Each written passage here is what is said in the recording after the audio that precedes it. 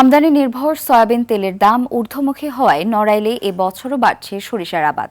এদিকে কম খরচে ভালো ফলনের সম্ভাবনায় এই শস্য চাষে ঝুঁকেছেন ব্রাহ্মণবাড়িয়ার কসবা মাদারীপুরের কালকিনির কৃষকরাও। প্রতিনিধিদের পাঠানো তথ্যচিত্রে আরও জানাচ্ছেন আবরার মাহি। নড়াইলে সয়াবিন তেলের বিকল্প হিসেবে প্রতি মৌসুমে বাড়ছে সরিষার আবাদ। হাটবাজারে সয়াবিন তেলের পাশাপাশি বেড়েছে সরিষার তেলের চাহিদাও। প্রতি মনে দাম মিলছে ৩ থেকে ৪ হাজার টাকা। 12 কানিতে আমি আছে 8 মণ শস্য পাবো। শস্য যা হবে না আপনার ভালো হবে না, খারাপ হবে না। সরিষা আবাদে খরচের তুলনায় কৃষকরা লাভবান হচ্ছেন বলে জানান এ কর্মকর্তা।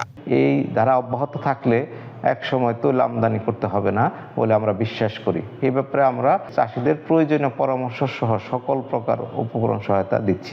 এদিকে ব্রাহ্মণবাড়িয়ার কসবা এবং মাদারীপুরে কালকিনিতেও কৃষি বিভাগের সহায়তায় বেড়েছে আধুনিক জাতের সরিষার উৎপাদন। তবে সার সহ উপকরণের দাম বেশি হওয়ায় কাঙ্ক্ষিত লাভ না পাওয়া নিয়ে রয়েছে দুশ্চিন্তা। তাই সরকারের প্রণোদনা চান কৃষকরা। শীত মৌসুম তো বৃষ্টি হয়েছে না, সরিষাটা মাসাল্লাহ খুব ভালো দেখা যাচ্ছে। ওষুধ কম লাগবে শস্য মাঝে আল্লাহ দিলে খুব ফলন মাসাল্লাহ বহু হয়েছে শস্য বাড়ির সহ্য। গতবার তো নষ্ট হয়েছে, এবার অনেকবার শীতটা বললে বেশি সরিষাটা ভালো রাখো। কৃষকদের এই আগ্রহ ধরে রাখতে মাঠ পর্যায়ে কাজ করছে কৃষি বিভাগ।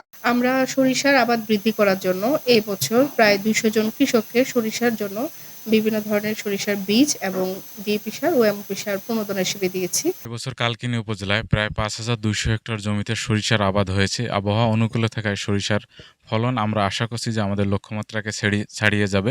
সরকারের পৃষ্ঠপোষকতা পেলে উৎপাদন আরো বাড়িয়ে দেশের চাহিদা পূরণ করার পাশাপাশি বিদেশেও রপ্তানি করা সম্ভব বলছেন কৃষকরা। আবরার মাহি, RTV।